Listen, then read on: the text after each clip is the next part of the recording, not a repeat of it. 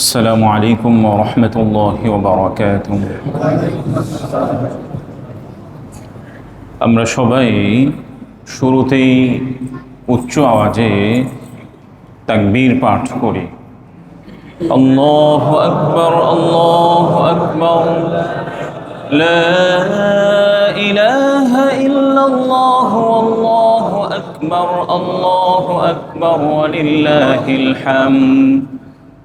الله أكبر، الله أكبر، لا إله إلا الله والله أكبر، الله أكبر ولله الحمد. الحمد لله، الحمد لله رب العالمين، والصلاة والسلام على سيد المرسلين وعلى آله وأصحابه أجمعين.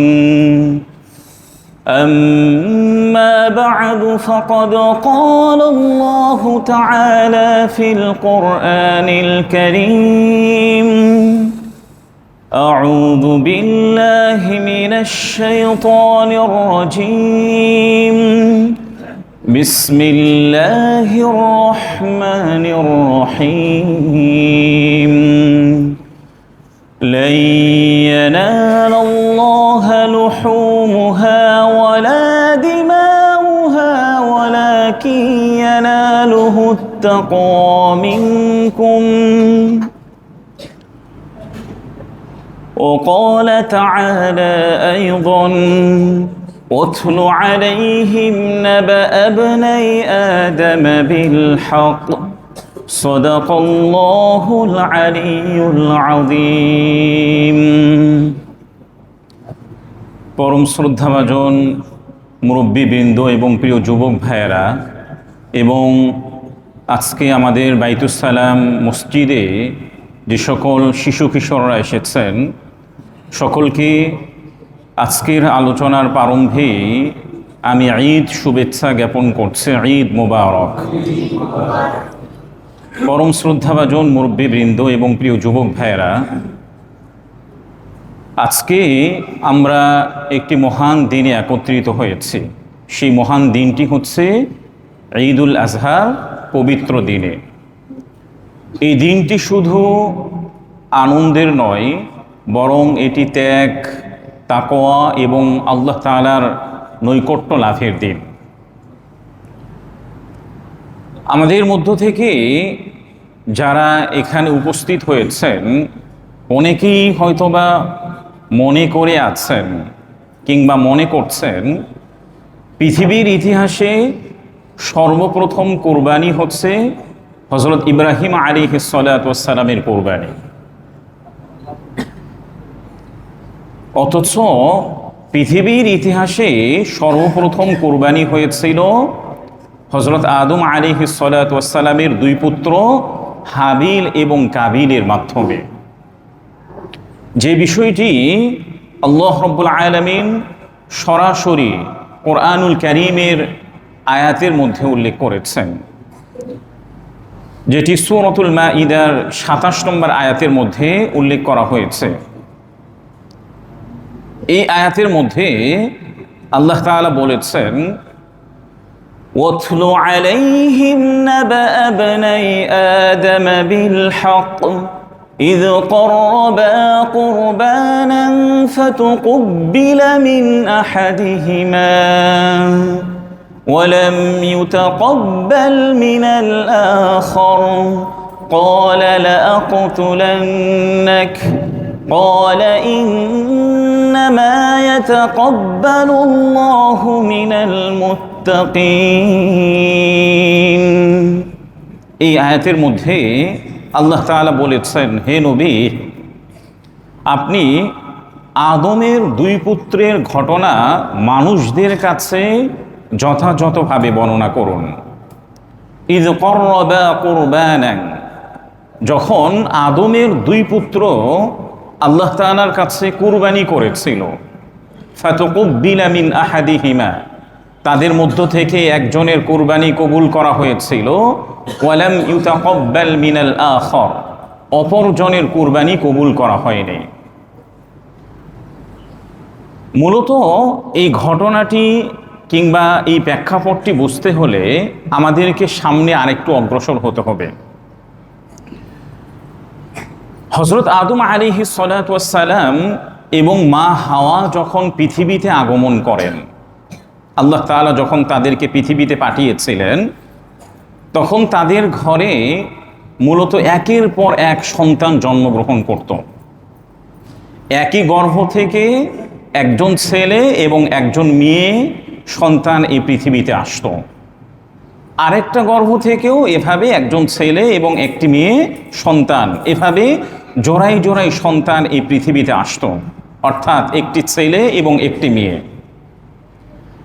সেই সময়ের মধ্যে হযরত আদম আলাইহিস সালাতু ওয়াস সালামের শরীয়তের মধ্যে নিজের ভাই বোনকে বিয়েটা নিষিদ্ধ ছিল, অর্থাৎ একই গর্ভ থেকে যে ভাই বোন হবে তাদের পারস্পরিক বিয়েটা কি নিষিদ্ধ। ঠিক তদ্রূপ এরই ধারাবাহিকতায় হাবিল এবং কাবিলের জন্ম হয়। যে গর্ভ থেকে কাবিলের জন্ম হয়েছে সেই গর্ভ থেকেই হযরত আদম এবং মা হাওয়ার আরেকটি সন্তান জন্ম নিয়েছে। সেই সন্তানটি হচ্ছে মেয়ে সন্তান এবং দেখতে অন্যদের চেয়ে একটু বেশি সুন্দরী ছিল। কাবিলের সাথে যে মেয়ে সন্তান জন্মগ্রহণ করেছে সে দেখতে অন্যদের চেয়ে কেমন ছিল? একটু সুন্দরী ছিল। আর হাবিলের সাথে যে মেয়ে সন্তান জন্মগ্রহণ করেছিলেন সে দেখতে অন্যদের মতো সুন্দরী ছিল না। একটা পর্যায়ে যখন হাবিল এবং কাবিল বড় হতে শুরু করলেন, কাবিল নিজের ইচ্ছে পোষণ করলেন যে আমি আমার বোনকেই বিয়ে করব। আমি আমার বোনকে কি করব? বিয়ে করব। কারণ আমার সাথে যে বোন জন্মগ্রহণ করেছে সে দেখতে অন্যদের চেয়ে একটু বেশি সুন্দরী। আর হাবিলের সাথে যে বোন জন্মগ্রহণ করেছে সে অন্যদের মতো সুন্দরী না। হযরত আদম আলাইহিস সালাতু ওয়াস সালাম তাদেরকে বললেন যে এই বিষয়টি তো এটি নিষিদ্ধ। একই গর্ভ থেকে যে ছেলে মেয়ে জন্মগ্রহণ করে তাদের পারস্পরিক বিয়েটা কি ওই সময়ে নিষিদ্ধ ছিল। সমস্যাটা শুরু হলো কাবিল, সে যখন নিজের সাথে যে বোনটি জন্মগ্রহণ করেছে তাকেই বিয়ে করতে চাইল, তার মধ্যে একটা ইগো কাজ করলো। সেটি হচ্ছে কয়েকটা বিষয় তার মধ্যে কাজ করছিল। এর মধ্য থেকে অন্যতম হচ্ছে আমি তো বড় ছেলে। কাবিল কি বলতে শুরু করলো? আমি তো বড় ছেলে। দুই নম্বর যে বিষয়টি তার মধ্যে কাজ করছিল সেটি হচ্ছে আমি আমার সুন্দরী বোনকে পেতে চাই। পৃথিবীর ইতিহাসের সর্বপ্রথম কুরবানির কথা আমি আপনাদেরকে শোনাচ্ছি। দুই নম্বর যে বিষয়টি কাজ করছিল সে বলছিল আমি ফার্স্টলি বড় ছেলে, দ্বিতীয়ত আমি আমার সুন্দরী বোনকে বিয়ে করতে চাই, তৃতীয়ত আমি আল্লাহ তাআলার বিধানকে মানতে চাই না। কাবিল কি বললেন? আমি আল্লাহ তাআলার বিধানকে মানতে চাই না। এরপরে হযরত আদম আলাইহিস সালাতু ওয়াস সালাম একটি সুন্দর সলিউশন দিলেন, চমৎকার একটি সিদ্ধান্ত তাদের মধ্যে দিলেন। তিনি মূলত তাদের এই বিষয়টি তার সম্মুখে আসার পরে তিনি এর সমাধান খুঁজছিলেন। আল্লাহ তাআলার পক্ষ থেকে চমৎকার একটি সমাধান তাকে দিয়ে দেওয়া হলো। সেই সমাধানটি হচ্ছে তিনি উভয়ের মধ্যে ঘোষণা দিলেন যে তোমরা উভয়ে আল্লাহ তাআলার কাছে কুরবানি করতে থাকো। আল্লাহ তাআলার কাছে কি করো? কুরবানি পেশ করো। যার কুরবানি কবুল হবে সেই মূলত সুন্দরী মেয়েকে বিয়ে করতে পারবে। আল্লাহ তাআলার পক্ষ থেকে সলিউশন দেওয়া হলো যার কুরবানি কবুল করা হবে সেই সুন্দরী মেয়েকে বিয়ে করতে পারবে, যেটি তাফসিরে ইবনে কাসির এবং তাফসিরে কুরতুবীর মধ্যে এই বিষয়গুলি উল্লেখ করা হয়েছে। এই সিদ্ধান্ত মূলত একটি ন্যায়সঙ্গত সিদ্ধান্ত ছিল এবং আল্লাহমুখী একটি সমাধান ছিল, যে বিচার মূলত আমরা নিজেদের কাছে না রেখে আল্লাহ তাআলার হাতে ছেড়ে দিলাম। এরপরে হযরত আদম আলাইহিস সালাতু ওয়াস সালামের এই সিদ্ধান্তের পরে উভয় ছেলে তারা আল্লাহ তাআলার কাছে কুরবানি করার জন্য প্রিপারেশন নিতে থাকলেন।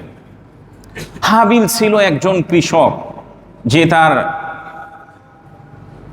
খামার থেকে সবচেয়ে যে সুন্দর এবং সবচেয়ে যে দামি দুম্বাটি ছিল এবং সবচেয়ে মোটা যে পশুটি ছিল, এটি আল্লাহ তাআলার কাছে কুরবানি করার জন্য তিনি চুজ করলেন, পছন্দ করলেন।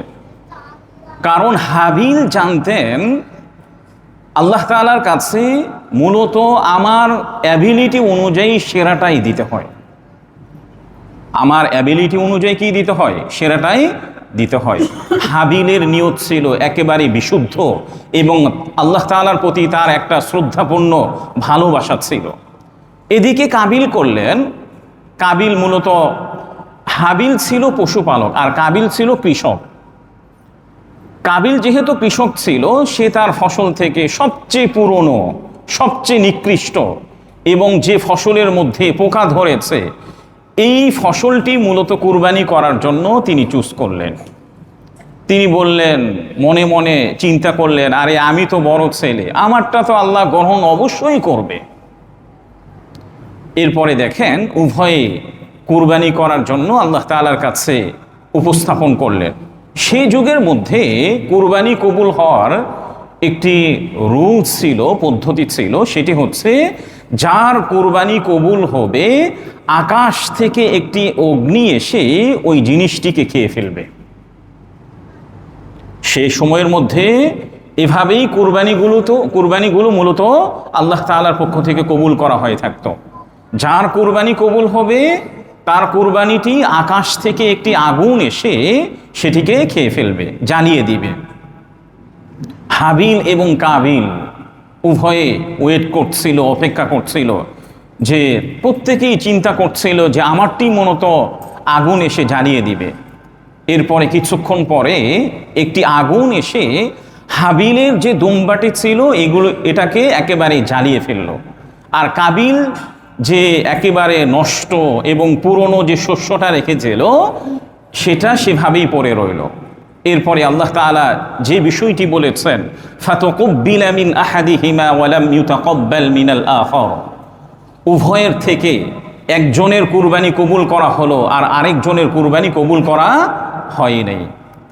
এরপরে দেখেন কাবিল তো বড় ছেলে ছিল, এই বিষয়টি প্রত্যক্ষ করে কাবিল হিংসায় জ্বলে উঠল এবং হাবিলের দিকে তাকিয়ে বলল, লাআকতুলান্নাক, আমি অবশ্যই তোমাকে হত্যা করব। তোমার কুরবানি যেহেতু আল্লাহ তাআলা কবুল করেছেন, এই জন্য আমি তোমাকে এই পৃথিবী থেকে বিদায় করে দিব। কে কাকে বলছে? কাবিল হাবিলকে বলছে। কাবিল বড় ছেলে, সে হাবিলকে বলছে অবশ্যই আমি তোমাকে কি করব, হত্যা করব। হাবিল শান্তভাবে এবং খুবই ধীরস্থিরভাবে তিনি বললেন, ইন্নামা ইয়াতাকাব্বালুল্লাহু মিনাল মুত্তাকিন, নিশ্চয়ই এই পৃথিবীতে যারা মুত্তাকি আছে তাদের কুরবানি মূলত আল্লাহ তাআলা কবুল করে থাকেন। সুবহানাল্লাহ বলেন। যারা মুত্তাকি আছেন তাদের কুরবানি মূলত কি হয়ে থাকে, কবুল হয়ে থাকে। এরপরে দেখেন হাবিল তিনি জানতে পেরেছিলেন যে আমার ভাই আমাকে অবশ্যই হত্যা করবে, এই জন্য তিনি বললেন, লা ইন বাসাত্তা ইলাইয়া ইয়াদাকা লিতাকতুলানি মা আনা বিবাসিতি ইয়াদিয়া ইলাইকা লিআকতুলাক ইন্নী আখাফুল্লাহ রাব্বাল আলামিন। হাবিল কাবিলকে বললেন যে দেখো, তুমি যদি আমাকে হত্যা করতে অগ্রসর হও তাহলেও আমি তোমাকে হত্যা করতে পারবো না। তুমি যদি আমাকে হত্যা করতে চাও এরপরও কি আমি তোমাকে হত্যা করতে পারবো না, কারণ আমি ভয় করি আমার রব আল্লাহ তাআলাকে। ওই সময় হাবিল বলেছিলেন কি, আমি তোমাকে হত্যা করতে পারবো না, কারণ আমি ভয় করি কাকে, আল্লাহ তাআলাকে। এই জন্য জীবনের প্রতিটি মুহূর্তে আমরা ভয় করব কাকে, আল্লাহ রাব্বুল আলামিনকে। এটাই মূলত প্রকৃত একজন মুমিনের চরিত্র হবে, যে নিজে জুলুম সহ্য করবে কিন্তু সে কখনোই জালেম হতে যাবে না। নিজে জুলুম সহ্য করবে কিন্তু কখনোই সে কি, জালেম হতে যাবে না। দেখেন এই যে পৃথিবীর ইতিহাসে সর্বপ্রথম যে হত্যা হয়েছিল এবং প্রথম কুরবানি হয়েছিল, এটি কাদের মাধ্যমে হয়েছিল? হযরত আদম আলাইহিস সালাতু ওয়াস সালামের দুই পুত্র কাবিলের মাধ্যমে, যে হাবিলকে হত্যা করেছিল। পৃথিবীর ইতিহাসে মূলত এটিই সর্বপ্রথম হত্যা। এরপরে আল্লাহ তাআলা সূরাতুল মাঈদার ৩০ নম্বর আয়াতের মধ্যে বলেছেন, ফাতাওয়াআত লাহু নাফসুহু ক্বাতলা আখিহি ফাকাতালাহু ফাআসবাহা মিনাল খাসিরিন। যখন তার নফস তার ভাইকে হত্যা করতে উদ্বুদ্ধ করলো, এরপরে তার ভাইকে হত্যা করলো, ফলে সে ক্ষতিগ্রস্তদের অন্তর্ভুক্ত হয়ে গেল। কাবিল হাবিলকে হত্যা করার পরে সে তার ভাইকে কি করবে এটা সে বুঝেই উঠতে পারছিল না। স্বাভাবিকভাবে আমরা যেভাবে দাফন করি, এটা তো পারস্পরিক দেখার মাধ্যমে কোরআন এবং হাদিস থেকে জানার পরে এভাবে আমরা করি, কিন্তু সেই সময়ের মধ্যে এমন কি কোনো বিষয়ের প্রচলন ছিল না। যার কারণে কাবিল যে হাবিলকে হত্যা করেছে, এখন হত্যা করার পরে তাকে কি করবে এই বিষয়টি সে বুঝেই উঠতে পারছিল না।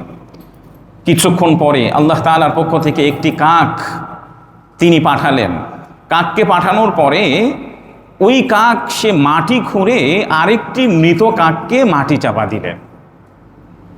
কাককেও পাঠিয়েছেন কে? আল্লাহ রাব্বুল আলামিন। ওই কাক এসে মাটি খুঁড়ে আরেকটি মৃত কাককে তিনি মাটি চাপা দিলেন। কাবিল এই বিষয়টি দেখে খুবই লজ্জিত বোধ করলো নিজেকে, এবং সে বলতে লাগলো, ইয়া ওয়াইলাতা আ'জাজতু আন আকুনা মিসলা হাদাল গুরাব, যেটি সূরাতুল মাঈদার ৩১ নম্বর আয়াতের মধ্যে এসেছে। কাবিল বলল, হায় আফসোস, আমি কি এই কাকের মতো হতে পারলাম না? কাবিল কি বললেন? হায় আফসোস, আমি কি এই কাকের মতোই হতে পারলাম না? দেখেন ভাইয়েরা, একজন মানুষ এতটাই নিচে নেমে গেল যে একটা পাখির কাছ থেকে তাকে শিখতে হলো। একটা মানুষ এতটাই নিচে নেমে গেল যে তাকে একটি পাখির কাছ থেকে শিখতে হলো। এটাই মূলত নফসের গোলামির পরিণতি। আমি যদি আমার রব আল্লাহ তাআলাকে ভয় না করি, তাহলে আমার জীবনের প্রতিটি ক্ষেত্রে নফসের গোলামি করতে হবে এবং শয়তানের গোলামি করতে হবে। এখান থেকে আরেকটি বিষয় দেখুন, এই ঘটনা থেকে অনেকগুলো শিক্ষণীয় বিষয় আছে। পৃথিবীর ইতিহাসে, পৃথিবীর সূচনা লগ্ন থেকে সুন্দরের প্রতি মানুষের যে একটা অ্যাট্রাকশন, আকর্ষণ, এটা এই সময় থেকে না। সুন্দরের প্রতি মানুষের যে একটা আকর্ষণ, এটা সেই হযরত আদম আলাইহিস সালাতু ওয়াস সালামের সময় থেকে। একটা প্রবাদ বাক্যের মধ্যেও এসেছে, একজন মানুষ আরেকজন মানুষকে মূলত 4টি কারণে ভালোবাসে। অটোমেটিকলি তার প্রতি একটা ভালোবাসা কাজ করে। এর মধ্য থেকে অন্যতম একটি বিষয় হচ্ছে, একজন ব্যক্তি যদি সুন্দর হয়, তাহলে আরেকজন অটোমেটিকলি তার হৃদয়ের মধ্যে তার প্রতি একটা ভালোবাসা কাজ করে। 2 নম্বর, এই ঘটনা থেকে শিক্ষণীয় বিষয় হচ্ছে যে হিংসা মানুষকে পশুর চেয়েও আরো নিচে নামিয়ে ফেলে। হিংসা একজন মানুষকে কি করে? পশুর থেকেও নিচে নামিয়ে ফেলে। কাবিল যে শুধুমাত্র তার বোনকে বিয়ের ক্ষেত্রে ঘটনা ঘটেছিল এবং সে কাকে হত্যা করেছিল, নিজের ভাইকে পর্যন্ত হত্যা করতে সে পিছনে যায়নি। 3 নম্বর শিক্ষণীয় বিষয় হচ্ছে, আল্লাহ তাআলার বিধানে সন্তুষ্ট না থাকলে আমাদের ধ্বংস অবশ্যই হবে। আল্লাহ তাআলার বিধানে যদি আমি সন্তুষ্ট না থাকি, তাহলে কি হবে? আমার ধ্বংসটা অবশ্যই হবে। এই জন্য আল্লাহ তাআলা আমাদেরকে বিভিন্ন জায়গায় দোয়া শিখিয়েছেন। নবীজি সাল্লাল্লাহু আলাইহি ওয়াসাল্লামও আমাদেরকে দোয়া শিখিয়েছেন। এর মধ্য থেকে অন্যতম একটি দোয়া হচ্ছে, আল্লাহুম্মা তাহহির কুলুবানা মিনাল হাসাদি ওয়াল কিবরি ওয়াল বুগদি। হে আল্লাহ, আমাদের অন্তরকে হিংসা থেকে, অহংকার থেকে এবং বিদ্বেষ থেকে পবিত্র করুন। আমরা আল্লাহ তাআলার কাছে সবসময় কি দোয়া করব? হে আল্লাহ, আমাদের অন্তরকে হিংসা থেকে, অহংকার থেকে এবং বিদ্বেষ থেকে পবিত্র করুন। আমাদের সোসাইটিতে যারা আমরা বসবাস করি, আমাদের পরস্পরের মধ্যে হিংসা নাই, কথা বলেন হিংসা নাই, অহংকার নাই, পরস্পরের প্রতি বিদ্বেষ নাই। একজন ভালো কিছু করছে, এটা আমরা মেনে নিতে পারি না। নিজের ভাই একটু প্রতিনিয়ত ডেভেলপ করছে, নিজের মায়ের পেটের ভাই, ভাই হওয়া সত্ত্বেও এটা মেনে নিতে পারি না। অথচ আমাদের সব সময় মনে রাখা দরকার, আমার রিজিক আমার জন্মেরও 50,000 বছর পূর্বে আল্লাহ তাআলা লিখে রেখেছেন। আমার জন্মেরও কত হাজার বছর পূর্বে? 50,000 বছর পূর্বে আল্লাহ তাআলা আমার রিজিকে যা আছে এটা আল্লাহ তাআলা লিখে রেখেছে। আমি যতই আরেকজনের রিজিক আটকানোর চেষ্টা করি না কেন, আল্লাহ তাআলার পক্ষ থেকে যে রিজিক আমার কাছে আসবে এটা অবশ্যই আসবে। পৃথিবীর কোনো শক্তি এটা বাধা দিয়ে আটকে রাখতে পারবে না। এই জন্য প্রিয় ভাইয়েরা, হযরত আদম আলাইহিস সালাতু ওয়াস সালামের 2 পুত্রের মাধ্যমেই মূলত পৃথিবীর ইতিহাসে প্রথম কুরবানির উৎপত্তি হয়েছিল এবং পৃথিবীর ইতিহাসে প্রথম হত্যার মতো একটি জঘন্য কাজ সংঘটিত হয়েছিল। হাদিসের মধ্যে 2 ঈদের ইতিহাস কিভাবে এসেছে দেখুন, যেটি সুনানু আবি দাউদের 1134 নম্বর হাদিসের মধ্যে উল্লেখ করা হয়েছে। আন আনাস রাদিয়াল্লাহু তাআলা আনহু قال قدم رسول الله صلى الله عليه وسلم المدينة ولهم يومان فيهما فقال ما هذان اليومان قالوا كنا نلعب فيهما في الجاهلية فقال رسول الله صلى الله عليه وسلم إن الله قد أبدلكم بهما خيرا منهما يوم الأضحى ويوم الفطر। হযরত আনাস ইবনে মালিক রাদিয়াল্লাহু তাআলা আনহু থেকে বর্ণিত, রাসূলুল্লাহ সাল্লাল্লাহু আলাইহি ওয়াসাল্লাম যখন মদিনায় হিজরত করলেন তখন তিনি মদিনাবাসীদের মধ্যে দেখলেন যে তারা বছরের স্পেসিফিক নির্দিষ্ট 2টি দিনে তারা খেলাধুলা করছেন।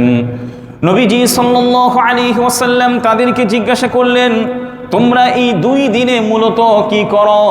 তখন মদিনাবাসীরা প্রিয় নবীজি সাল্লাল্লাহু আলাইহি ওয়াসাল্লামকে বললেন, মূলত জাহিলি যুগ থেকে আমরা এই নির্দিষ্ট 2 দিনে খেলাধুলা করি। তখন প্রিয় নবীজি সাল্লাল্লাহু আলাইহি ওয়াসাল্লাম বললেন, নিশ্চয় আল্লাহ রাব্বুল আলামিন তোমাদেরকে এই 2 দিনের পরিবর্তে অন্য আলাদা স্পেশালি 2টি দিন দিয়েছেন। সেটি হচ্ছে ঈদুল আযহা আর অপরটি হচ্ছে ঈদুল ফিতর। এই হাদিসের মধ্যে স্পষ্টভাবে উল্লেখ করা হয়েছে, মদিনাবাসী পূর্ব থেকেই জাহিলি যুগ থেকেই তারা 2টি দিনের মধ্যে আনন্দ উৎসব করছিল।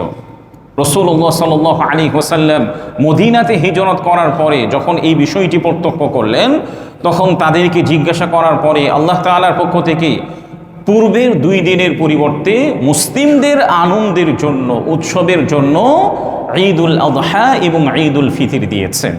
অন্য আরেকটি হাদিসের মধ্যে, যেটি সহিহ বুখারীর 950 নম্বর হাদিসের মধ্যে উল্লেখ করা হয়েছে, লিকুল্লি কওমিন ঈদান ওয়া হাদা ঈদুনা, নিশ্চয়ই প্রত্যেকটা সম্প্রদায়ের, প্রত্যেকটা জাতির জন্য আনন্দ এবং উৎসবের দিন আছে, আর আমাদের মুসলিমদের জন্য আনন্দ উৎসবের দিন হচ্ছে ঈদের দিন। এই জন্য প্রিয় ভাইয়েরা, আজকের এই দিনে আমরা 3টি প্রতিজ্ঞা করতে পারি। এক তো হচ্ছে আমরা আল্লাহ তাআলার সন্তুষ্টির জন্যই কুরবানি করব, যেটি আমরা হযরত আদম আলাইহিস সালাতু ওয়াস সালামের 2 পুত্রের ঘটনা থেকে শিক্ষা গ্রহণ করেছি। আমরা একমাত্র কার সন্তুষ্টির জন্য কুরবানি করব? আল্লাহ তাআলার সন্তুষ্টির জন্য কুরবানি করব। 2 নম্বর হচ্ছে নিজের মনের যে পশু আছে সেটি হচ্ছে অহংকার, লোভ এবং হিংসাকেও একেবারে কুরবানি করে দিব। হিংসা করে আপনি কারো কোনো ক্ষতি করতে পারবেন না, বরং এতে কি আমার নিজেরই ক্ষতি। হিংসা করে আপনি কারো কি করতে পারবেন না? ক্ষতি করতে পারবেন না। 3 নম্বর হচ্ছে আমাদের প্রতিবেশী যারা গরিব আছে, অসহায় আছে, তাদেরকে ইনশাআল্লাহ আমরা ভুলে যাব না। আল্লাহ তাআলা আমাদের সকলের কুরবানিকে কবুল করুন এবং আমাদের পরিবার, দেশ এবং সমগ্র মুসলিম উম্মাহ যারা আছেন সকলকে আল্লাহ তাআলা হেফাজত করুন। ওয়া আখিরু দাওয়া